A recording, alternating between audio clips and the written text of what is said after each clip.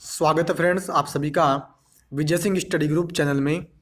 मैं विजय सिंह और फ्रेंड्स हम चर्चा कर रहे थे क्लास 8 की एनसीईआरटी, ठीक है।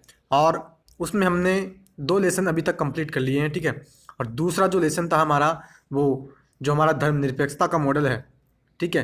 तो धर्मनिरपेक्षता के बारे में हमने मित्रों डिटेल से उसमें जो है चर्चा की थी। और जितने भी व्यूअर्स अगर उसे वीडियोज़ को नहीं देखे हैं तो ठीक है, ज़रूर से आप उस वीडियो को देख लेना। अलग अलग से मेरे चैनल पर प्लेलिस्ट बनी हुई है क्लास 8 की एनसीईआरटी के नाम से, ठीक है। सामाजिक एवं राजनीतिक जीवन भाग 3 हम चर्चा कर रहे हैं। और आज हम मित्रों जो चर्चा करेंगे, ठीक है, तो वो हमारा लेसन होगा हमें संसद क्यों चाहिए। यानी आज हम जो है पार्लियामेंट के बारे में डिटेल से चर्चा करने वाले हैं कि संसद आखिर क्या है, ठीक है।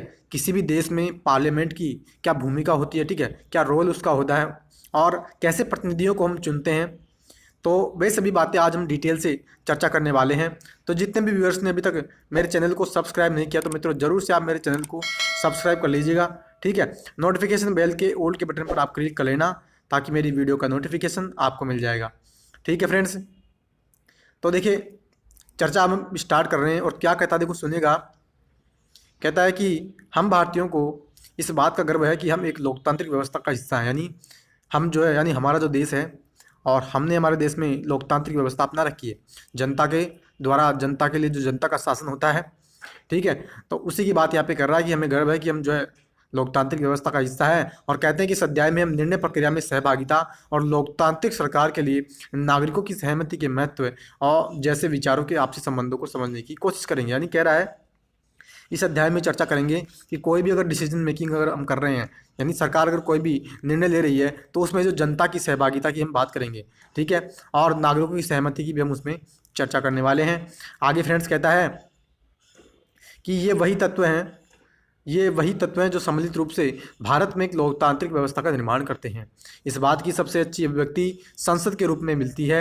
इस अध्याय में हम देखेंगे कि किस तरह हमारी संसद देश के नागरिकों को निर्णय प्रक्रिया में हिस्सा लेने और सरकार पर अंकुश रखने में मदद देती है। बिल्कुल सही बात है। जो चुनाव के माध्यम से हम प्रतिनिधियों को जो चुनकर भेजते हैं संसद में, चाहे लोकसभा की हम बात कर लें या राज्यसभा की, तो उसी की यहाँ पे चर्चा करा फ्रेंड्स कि सरकार पर अंकुश लगाने में भी ये मदद करती है और निर्णय प्रक्रिया में लोगों की सहभागिता कैसे होती है, ठीक है। तो उसी की चर्चा यहाँ पे की जा रही है। आगे कहते हैं इस आधार पर संसद भारतीय लोकतंत्र का सबसे महत्वपूर्ण प्रतीक है और संविधान का केंद्रीय तत्व है। क्लियर है। तो यहाँ पे देखो संसद का हमें पिक्चर यहाँ पे दिखाई जा रही है। और संसद में अगर हम इसको डिटेल्स देखें तो मित्रों ये देखो यहाँ पे जो है पुरुष महिला लगे हुए हैं। तो वही बात यहाँ पे कह रहे हैं कि जो संसद है इसमें जो है ये प्रतिनिधि हैं, जनता के प्रतिनिधि है और जनता की जो भागीदारी है वो संसद में हमने दे रखी है। तो इसी डायग्राम के माध्यम से, इसी पिक्चर के माध्यम से हमें यहाँ पे ये शो किया जा रहा है।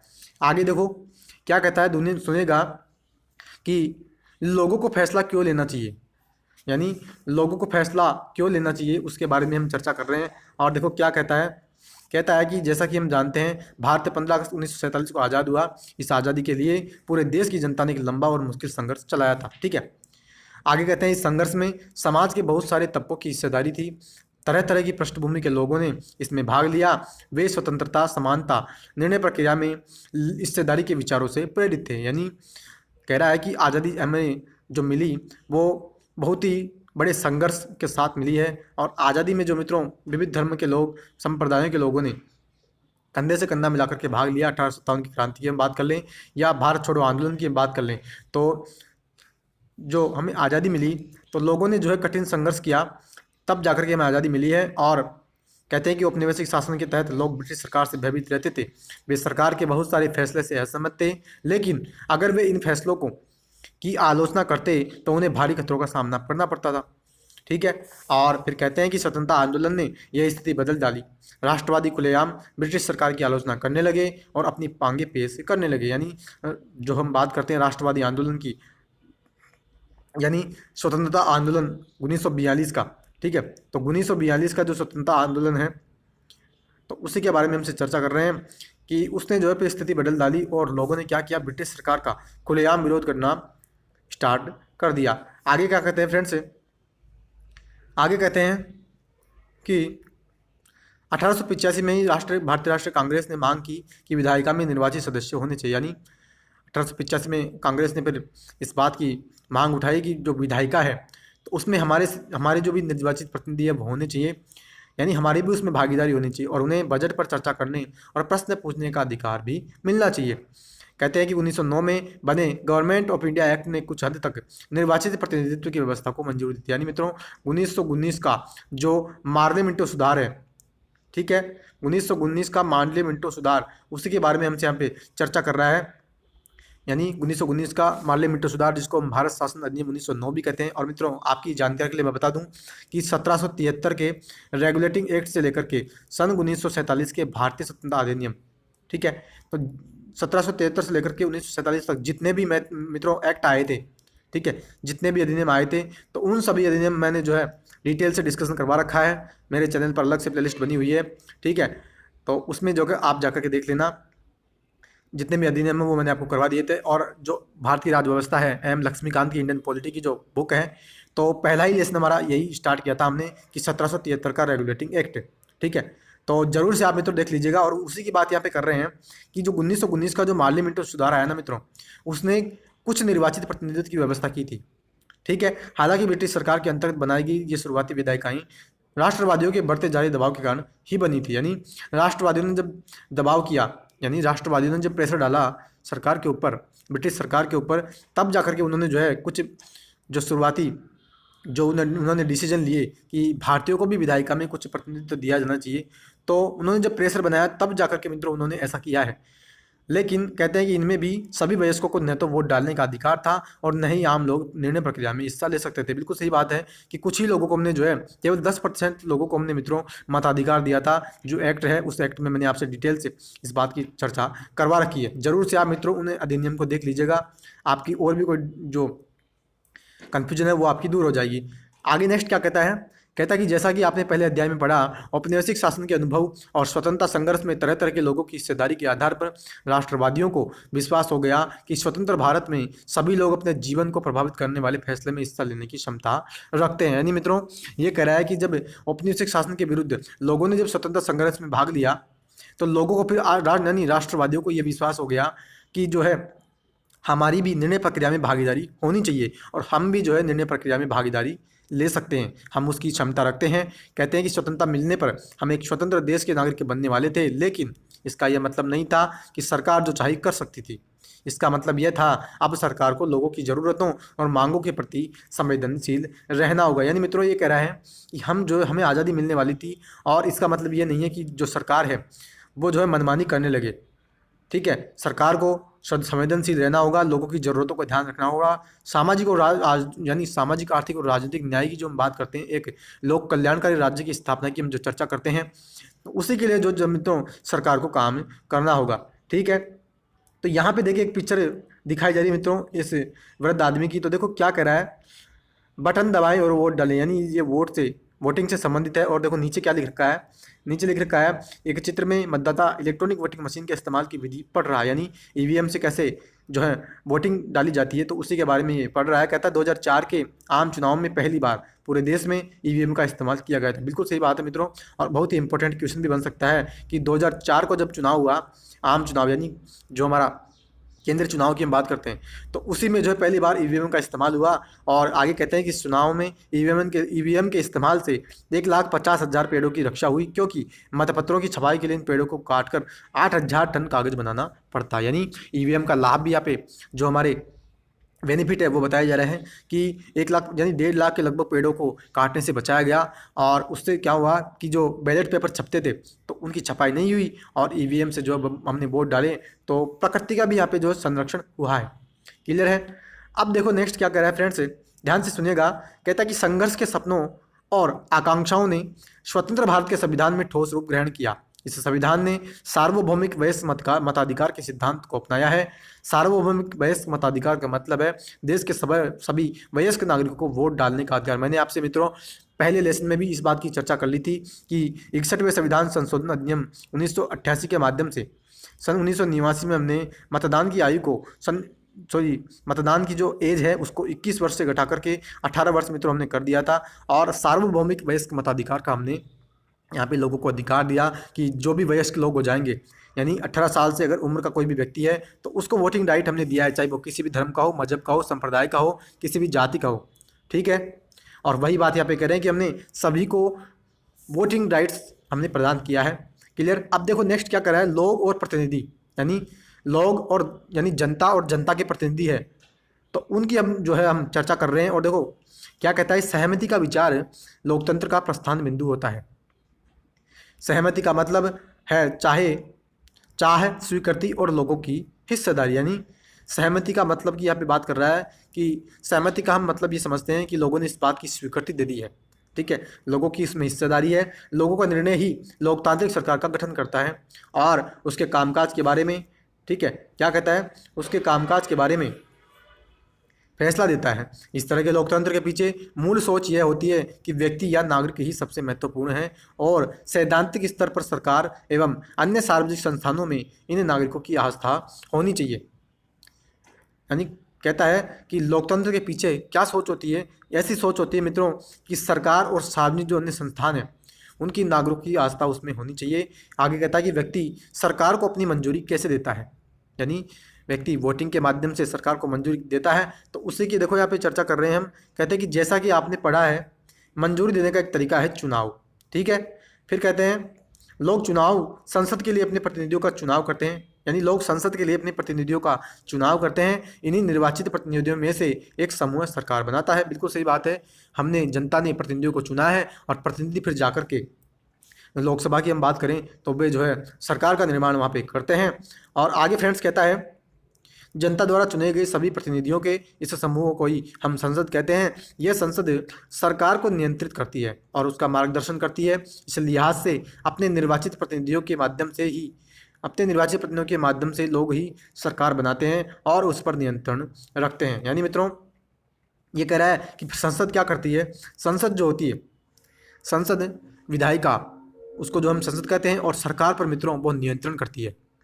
ठीक है, और मित्रों जो हम बात करते हैं किसमें, आर्टिकल 75 में, आर्टिकल 75 में हम जिस बात की चर्चा करते हैं फ्रेंड्स, ठीक है, आर्टिकल 75 में हम किस बात की चर्चा करते हैं, मैंने जो है जब आपसे संसद का लेसन डिस्कस किया था एम लक्ष्मीकांत की पॉलिटी में, तब भी मैंने इस बात की चर्चा की थी कि आर्टिकल 75 किस बात की हमें ये कहता है कि जो हमारी मंत्रिपरिषद होती है, ठीक है, मंत्रिपरिषद सामूहिक रूप से लोकसभा के प्रति उत्तरदायी होती है।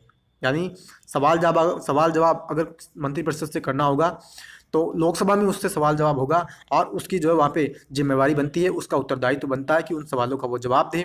और आर्टिकल 75 में ही हम इस बात की भी चर्चा करते हैं कि पीएम की जो नियुक्ति होती है वो राष्ट्रपति करते हैं और अन्य मंत्रियों की नियुक्ति भी मित्रों राष्ट्रपति ही करते हैं मुख्यमंत्री के सलाह पर।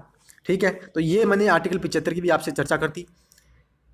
तो आगे देखो क्या कहता है, एक और पिक्चर यहाँ पे मित्रों बताई जा रही है और यहाँ पे देखिए क्या कर रहा है, इस फोटो में चुनाव कर्मचारी एक दुर्गम इलाके में स्थित मतदान केंद्र तक मतदान सामग्री और इलेक्ट्रॉनिक वोटिंग मशीन पहुँचाने के लिए हाथी का इस्तेमाल कर रहे हैं। यानी मित्रों बहुत ही दुर्गम क्षेत्र है, पहाड़ी इलाका हो सकता है या तो और भी कोई इलाका है, तो वहाँ पर जो है जो हमारे व्हीकल है वो नहीं जा सकते, तो इन्होंने जो हाथी का इस्तेमाल कर रहे हैं चुनाव वहाँ पर संपन्न करवाने के लिए। ठीक है, अब देखो यहाँ पे क्या बात आती है कि प्रतिनिधित्व का यह विचार कक्षा 6 और 7 की सामाजिक और राजनीतिक जीवन पाठ्य पुस्तकों के महत्वपूर्ण विषय था।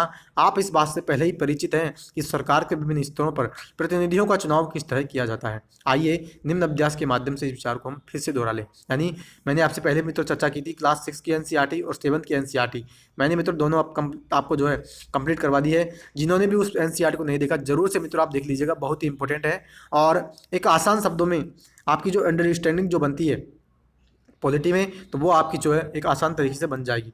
अब देखो यहाँ पे हम अभ्यास कर रहे हैं, क्या कहता है एमएलए कौन होता है, उसका चुनाव हम कैसे करते हैं, इस बात को समझने के लिए निर्वाचन क्षेत्र और प्रतिनिधियों के शब्दों का प्रयोग करें।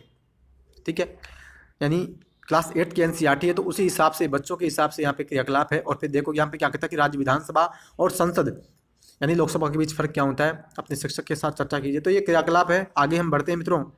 ठीक है, और नेक्स्ट हम चर्चा कर रहे हैं तो संसद की यहाँ पे दो पिक्चर आ रही है और संसद में फिर यहाँ पे क्या बात की जाती है, सुनेगा, भारत की संसद देश की सर्वोच्च कानून निर्मात्री संस्था है। बिल्कुल सही है, संसद में हम कानून बनाते हैं, चाहे राज्यसभा की हम चर्चा कर लें या लोकसभा की, और इसके दो सदन हैं, राज्यसभा और लोकसभा। और मित्रों, इस बात की मैं आपसे यहाँ फिर से चर्चा कर रहा हूँ, हालांकि मैंने संसद के टॉपिक में भी इस बात की चर्चा की थी कि जो हमारे राष्ट्रपति होते हैं, ठीक है, राष्ट्रपति संसद का अभिन्न अंग होता है। मैंने आपसे उस बात की चर्चा की थी वहाँ पे कि संसद का अभिन्न अंग है। संसद के वैसे तो सदन तो 2 होते हैं, अगर आपसे मित्रों ये पूछ ले कोई कि संसद के सदन कितने होते हैं, सदन होते हैं 2, ठीक है, और अंग कितने होते हैं, तो संसद के अंग होते हैं मित्रों 3। कौन कौन से? लोकसभा, राज्यसभा और राष्ट्रपति। बहुत ही इंपॉर्टेंट मित्रों, याद रखिएगा। आगे देखो क्या कहता है कि राज्यसभा में 245 सदस्य होते हैं, देश के उपराष्ट्रपति इसके सभापति होते हैं, सही बात है। और लोकसभा में 545 सदस्य होते हैं, इसकी अध्यक्षता लोकसभा अध्यक्ष करते हैं, ठीक है। तो इन सभी बातों की डिटेल से मैंने संसद के लेसन में चर्चा कर दी थी मित्रों। जिन्होंने भी उस वीडियो को नहीं देखा है तो जरूर से अलग से प्लेलिस्ट बनी हुई है संसद के नाम से मेरे चैनल पर, ठीक है। लगभग 15 उसके भाग हैं और एक भाग में मैंने उसके जो है क्वेश्चन आंसर्स भी डिस्कस कर रखे हैं, जरूर से आप देख लीजिएगा, ठीक है। और मित्रों, अभी तक भी चैनल को आपने सब्सक्राइब नहीं किया तो जरूर से चैनल को सब्सक्राइब कर लीजिएगा, ठीक है, क्योंकि सारी एनसीईआरटी जितनी भी है पॉलिटी की क्लास 12th तक वो मैं आपको करवाने वाला हूँ। 6th और 7th की करवा दी है, 8th की हमारी ये चल रही है, ठीक है, और 11th की भी मैंने आपसे जो है डिस्कस पूरी एनसीईआरटी कर ली है, ठीक है।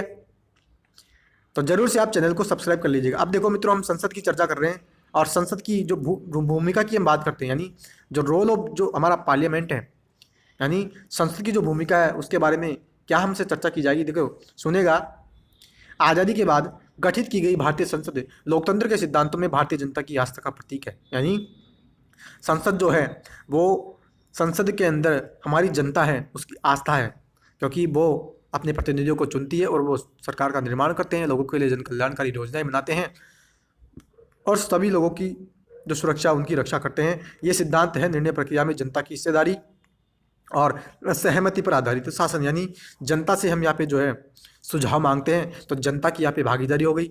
और जैसे जो हमारी राष्ट्रीय शिक्षा नीति नई आई है तो उसमें भी जनता ने, यानी उसमें भी सरकार ने जनता से सुझाव मांगा था।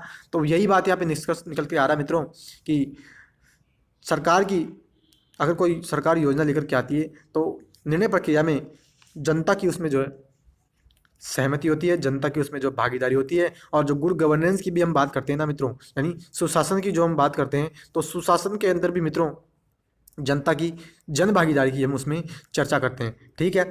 अब देखो क्या कहता है, कहता है कि हमारी व्यवस्था में संसद के पास महत्वपूर्ण शक्तियाँ हैं क्योंकि यह जनता का प्रतिनिधित्व करती है। लोकसभा के लिए भी उसी तरह चुनाव होते हैं जिस तरह राज्य विधानसभा के लिए चुनाव होते हैं, सही बात है, दोनों का चुनाव एक जैसे तरीके से होता है, ठीक है।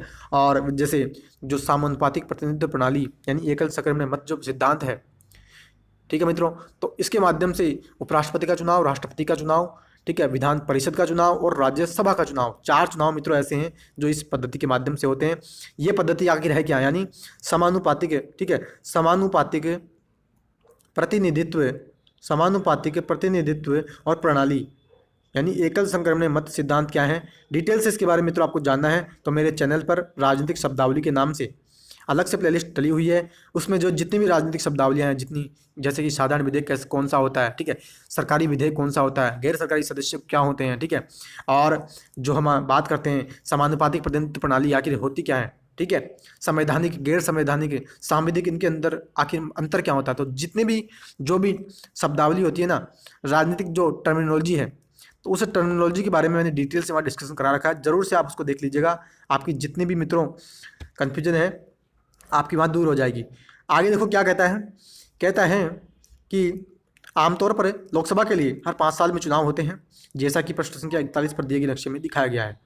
यानी लोकसभा और राज्यसभा दोनों का, लोकसभा और विधानसभा दोनों का चुनाव 5 साल में होता है और राज्यसभा जो चलती है मित्रों सामान्यतः 6 साल तक चलती है। यानी हर दूसरे वर्ष जो मित्रों 1/3 सदस्य राज्यसभा से सेवानिवृत्त होते रहते हैं। कब? हर दूसरे वर्ष, ठीक है, इस बात की आप जो हमेशा याद रखना। आगे देखो क्या कहता है, आगे कहते हैं कि देश को बहुत सारे निर्वाचन क्षेत्रों में बांटा है, प्रत्येक निर्वाचन क्षेत्र से एक व्यक्ति को संसद में भेजा जाता है। चुनाव लड़ने वाले उम्मीदवार आमतौर पर विभिन्न राजनीतिक दलों के सदस्य होते हैं, ठीक है। तो ये आपने जाना कि विभिन्न राजनीतिक दलों से जो प्रतिनिधि हैं वो खड़े होते हैं, उम्मीदवार खड़े होते हैं और फिर चुन कर के आते हैं। और यहाँ पे विभिन्न पार्टियां भी आ रही है। और 2019 के चुनाव का यहाँ पे संदर्भ लिया जा रहा है कि उसमें जो है सबसे ज़्यादा भाजपा जो बीजेपी है उसको 303 सीटें मिली, और फिर जो है भारतीय कांग्रेस यानी भारतीय राष्ट्रीय कांग्रेस जो है उसको सीटें मिले। तो विभिन्न राजनीतिक दल जो हैं उसके बारे में यहाँ पे चर्चा की जा रही है। और आगे देखो नेक्स्ट क्या कहता है फ्रेंड्स। नेक्स्ट हम चर्चा करते हैं, यहाँ पे हमने चर्चा की कि राजनीतिक दलों के वहाँ पे जो है विभिन्न सदस्य चुन करके आते हैं। और फिर नेक्स्ट यहाँ पे कहते हैं कि चुने जाने के बाद, यानी कह रहे हैं कि चुने जाने के बाद ये उम्मीदवार संसद के सदस्य या एमपी कहलाते हैं। इन सांसदों को मिलाकर संसद बनती है। संसद के चुनाव हो जाने के बाद संसद को निम्नलिखित काम करने पड़ते हैं। यानी अब ये कह रहा है कि संसद की भूमिका की हम चर्चा करेंगे कि आखिर संसद काम क्या क्या करती है, ठीक है, उसका रोल क्या क्या होता है एक लोकतांत्रिक देश में, लोगों के न्याय के लिए, लोगों की सुरक्षा के लिए, लोगों के अधिकारों के लिए, लोगों के लिए कल्याणकारी योजनाएं बनाने के लिए, ठीक है। तो देखो अब पहले हम चर्चा कर रहे हैं कि उसकी जो है संसद काम क्या करती है। पहला काम है राष्ट्रीय सरकार का चुनाव करना, यानी संसद के माध्यम से मित्रों सरकार का चुनाव होगा। और देखो क्या कहता है, कहता है कि भारतीय संसद में राष्ट्रपति और 2 सदन होते हैं। मैंने आपसे पहले ही चर्चा कर दी मित्रों, अभी मैंने आपसे चर्चा की थी कि संसद के 3 अंग होते हैं, ठीक है, लोकसभा, राज्यसभा और राष्ट्रपति, ठीक है। और अंग 3 होते हैं और सदन जो होते हैं वो 2 होते हैं, लोकसभा और राज्यसभा। और वही बात यहाँ पे निकल करके आ रही है मित्रों कि संसद, भारतीय संसद में राष्ट्रपति और 2 सदन होते हैं, राज्यसभा और लोकसभा। लोकसभा चुनावों के बाद सांसदों की एक सूची बनाई जाती है। इससे पता चलता है कि किस राजनीतिक दल के कितने सांसद हैं, यानी जिस भी पॉलिटिकल पार्टी के जितने सांसद ज़्यादा बन करके आते हैं, जिसके पास ज़्यादा बहुमत होता है, यानी 50% प्लस 1, ठीक है, 50% जितनी भी सीटें हैं उस सीटों का 50% प्लस 1, यानी मान लीजिए जैसे 545 है तो 545 का 50% निकाल लीजिए आप और प्लस 1 सीट, यानी लगभग 273 के लगभग ये निकलता है। तो 273 सीटें जिसके पास में मिल जाती है जिस भी राजनीतिक दल को, तो वो अपनी सरकार वहाँ पे बना लेता है, ठीक है। वही बात यहाँ पे कह रहे हैं। और आगे यह कहते हैं कि यदि कोई राजनीतिक दल सरकार बनाना चाहता है तो उसे निर्वाचित सांसदों से बहुमत प्राप्त होना चाहिए। चूँकि लोकसभा में कुल 543 निर्वाचित सदस्य होते हैं और 2 मनोनीत सदस्य होते हैं, इसलिए बहुमत हासिल करने के लिए लोकसभा में किसी भी दल के पास कम से कम 272 सदस्य होने चाहिए। इस बात की मैंने आपसे पहले ही चर्चा कर दी। और मित्रों एक बात मैं आपसे और चर्चा कर दूँ कि हाल ही में 104वां संविधान संशोधन अधिनियम, ठीक है, केंद्र सरकार लेकर के आई थी। और उसके माध्यम से जो 2 मनोनीत सदस्य हम करते हैं, कौन से, एंग्लो इंडियंस, ठीक है, जो लोकसभा में हम 2 सदस्यों को मनोनीत करते थे एंग्लो इंडियन समुदाय से, उनका मनोनयन अब हम नहीं करेंगे, यानी ये प्रावधान हमने समाप्त कर दिया है, ठीक है। यानी अब जब भी चुनाव होगा तो टोटल 545 सदस्यों के लिए चुनाव होगा। और आपको मैं बता दूं कि अभी जो 2019 का चुनाव हुआ था वो 543 सीटों के लिए चुनाव हुआ था, ठीक है। और 2 सदस्यों को हमने मनोनीत किया था। तो ये 2 सदस्य जो हम मनोनीत करते थे ना, आगे से जब भी चुनाव होगा हम इसका मनोनयन नहीं करेंगे, क्योंकि पहले इनका प्रतिनिधित्व तो कम था एंग्लो इंडियन समुदाय का। तो अब इसको जो है प्रतिनिधित्व उनका बन गया है और इसके कारण से हम इनका मनोनयन नहीं करेंगे। और जब भी चुनाव होगा तो 545 सीटों के लिए चुनाव होगा। बहुत ही इंपॉर्टेंट मित्रों ये जानकारी है। और संविधान संशोधन एक्ट कौन सा, 104वां संविधान संशोधन अधिनियम है। जरूर से आप इसको बात को याद रख लीजिएगा। आगे नेक्स्ट मित्रों ये कहता है, संसद में बहुमत प्राप्त करने वाले दल या गठबंधन का अंग नहीं होने वाले सभी राजनीतिक दल विपक्षी दल कहलाते हैं। यानी जो भी सरकार नहीं बना पाते दल, वे सभी दल विपक्षी पार्टियां कहलाती है। क्लियर है। अब देखो नेक्स्ट कहता है कि कार्यपालिका का चुनाव करना लोकसभा का एक महत्वपूर्ण काम होता है।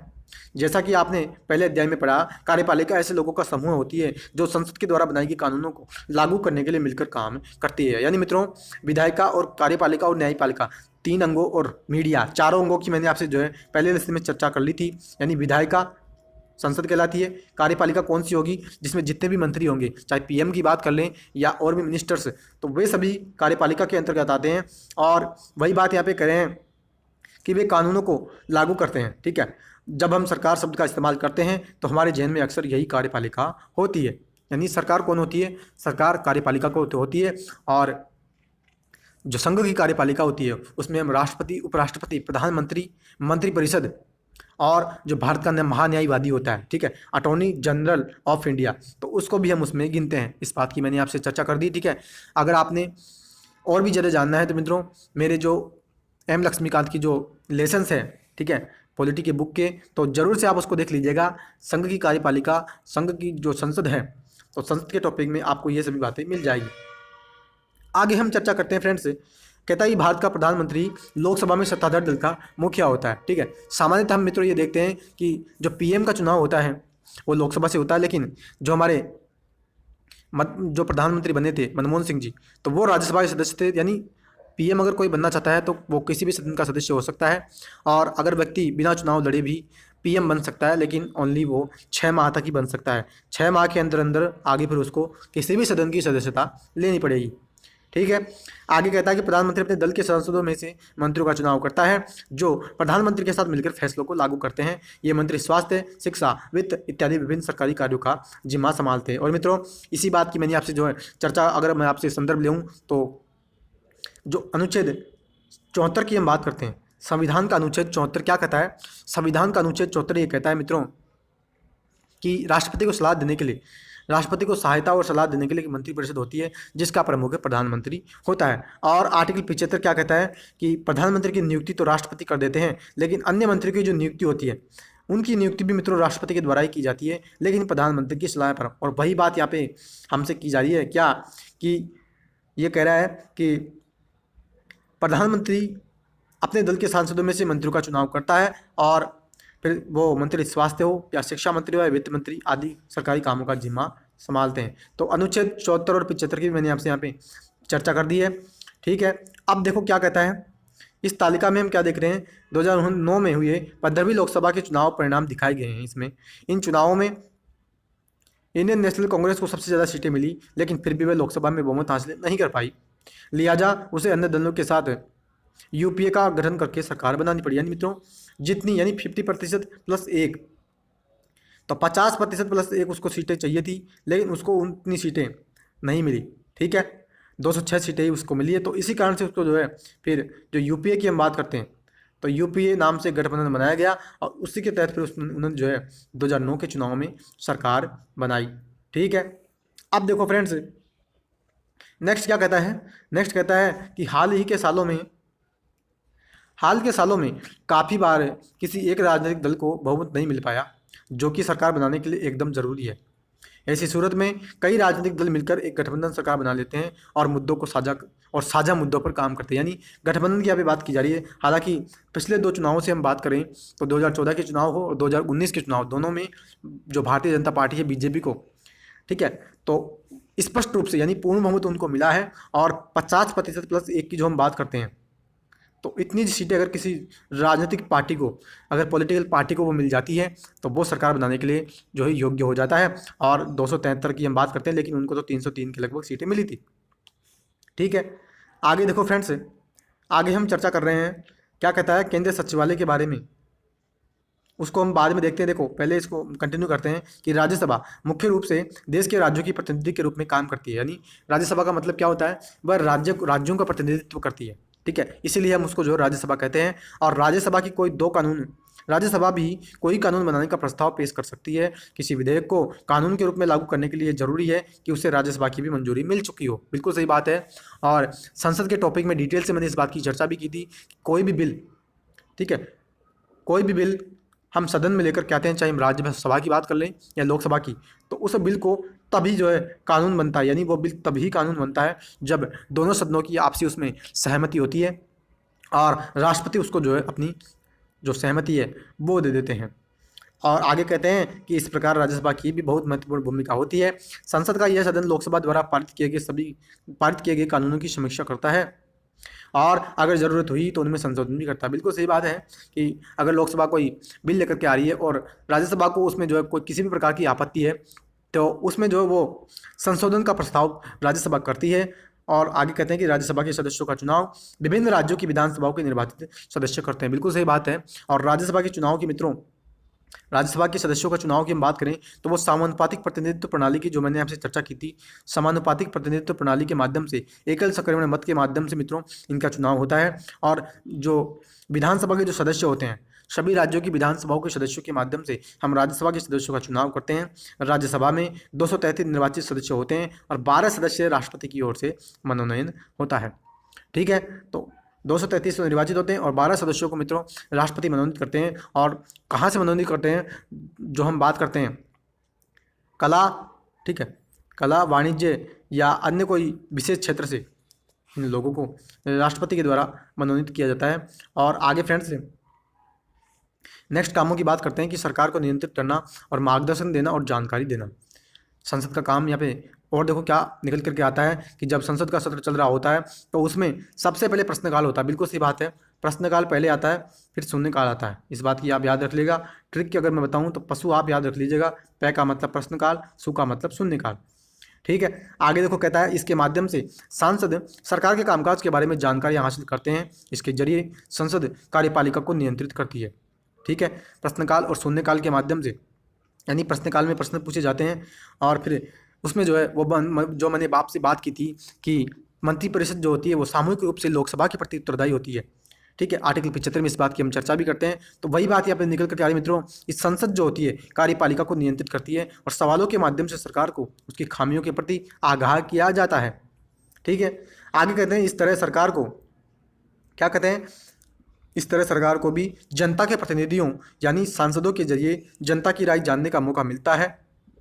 सरकार से सवाल पूछना किसी भी सांसद की बहुत महत्वपूर्ण जिम्मेदारी होती है। यानी वहाँ पे जो है सरकार से सवाल जवाब किए जाते हैं और मंत्री उनका उत्तर देते हैं। लोकतंत्र के स्वस्थ संचालन में विपक्षी दल की एक महत्वपूर्ण भूमिका अदा करते हैं। वे सरकार की नीतियों और कार्यक्रमों की कमियों को सामने लाते हैं। सही बात है, और अपनी नीतियों के लिए जन समर्थन भी जुटाते हैं। यानी जो उचित आलोचना की जाती है विपक्षी पार्टियों के माध्यम से, तो वही जो आलोचनाएं हैं वो सांसद वहाँ पे करते हैं। आगे देखो फ्रेंड्स, यहाँ पे चर्चा की जा रही है, संसद में कुछ प्रश्न पूछे गए हैं और उसका जो है कुछ जवाब दिया जाएगा। ठीक है, तो ये ज़्यादा हमारे लिए इम्पोर्टेंट नहीं है। आगे हम चर्चा करते हैं। देखो क्या कहता है कि सांसदों के प्रश्नों से सरकार को भी महत्वपूर्ण फीडबैक मिलता है। इसके चलते सरकार चुस्त रहती है। इसके अलावा वित्त से संबंधित सभी मामलों में संसद की मंजूरी सरकार के लिए महत्वपूर्ण होती है। यानी अगर जो हम बजट की बात करते हैं तो बजट के माध्यम से जब सरकार पैसा लेती है तो उसमें भी मित्रों बहुत ही महत्वपूर्ण संसद की मंजूरी वहाँ से लेनी पड़ती है सरकार को, जब भी वो है बजट के माध्यम से पैसा निकाल सकती है भारत की संचित निधि से। और संचित निधि की हम जो बात करते हैं अनुच्छेद 266 में, आर्टिकल 266 भारत की संचित निधि की हमसे मित्रों चर्चा करता है। ठीक है, और भारत की संचित निधि, लोक लेखा निधि और आकस्मिक निधि, तीनों निधियाँ अलग से मित्रों मेरे चैनल पर प्लेलिस्ट डली हुई है। ठीक है, तो उसमें जो है जितनी भी निधियाँ होती है उन निधियों के बारे में मैंने डिटेल से डिस्कशन करा रखा है, जरूर से आप उसको देख लीजिएगा मित्रों। और जितने भी मैंने अभी तक भारत की राज्य व्यवस्था के एम लक्ष्मीकांत की पॉलिटी बुक के लेसन डाले हैं, बहुत ही इंपॉर्टेंट है मित्रों। किसी भी एग्जाम की आप चर्चा कर लेना, उस बुक का आपने अगर कंप्लीट कर लिया ना तो भारत की राज्य व्यवस्था आपको जो अंगुलियों पे आपको याद हो जाएगी। इस बात की मैंने आपसे जो चर्चा की थी। ठीक है, तो ज़रूर से आप मित्रों मेरे लेसन्स को देखेगा। आगे देखो क्या कहता है, आगे कहता है फ्रेंड्स कि यह उन तरीकों में से एक है जिसके माध्यम से संसद सरकार को नियंत्रित करती है, उसका मार्गदर्शन करती है और उसको सूचित करती है। जनप्रतिनिधियों के रूप में संसद को नियंत्रित, निर्देशित और सूचित करने में सांसदों की एक अहम भूमिका होती है और यह भारतीय लोकतंत्र का एक महत्वपूर्ण आयाम भी है। यानी ये कह रहा है कि संसद को नियंत्रित करना, ठीक है, उसको गाइडेंस देना, ठीक है, और सांसदों की उसमें जो है इन सभी कामों के लिए बहुत महत्वपूर्ण वहाँ पे भूमिका निकल करके आती है सांसदों की कि वो सवाल जवाब करते हैं और मंत्रियों की जो जिम्मेदारी होती है लोकसभा के प्रति सामूहिक रूप से, तो वे उनका उत्तर देते हैं और जिम्मेदारी उनकी जो है वहाँ मित्रों निभाई जाती है। आगे देखो तीसरा काम है कानून बनाना। संसद कानूनों का निर्माण करती है। आगे कहते हैं कानून बनाना संसद का एक महत्वपूर्ण काम है। बिल्कुल सही बात है, इसके बारे में हम अगले अध्याय में पढ़ेंगे। यानी संसद में आखिर कानून कैसे बनते हैं, इस बात की मैंने आपसे संसद के टॉपिक में एम लक्ष्मीकांत की बुक में चर्चा कर ली है, तो जरूर से आप मित्रों उसको देख लेना। 5 भागों में संसद यानी 5 चरणों में कोई भी कानून जब बनता है ना तो 5 चरणों में वो बन करके निकलता है।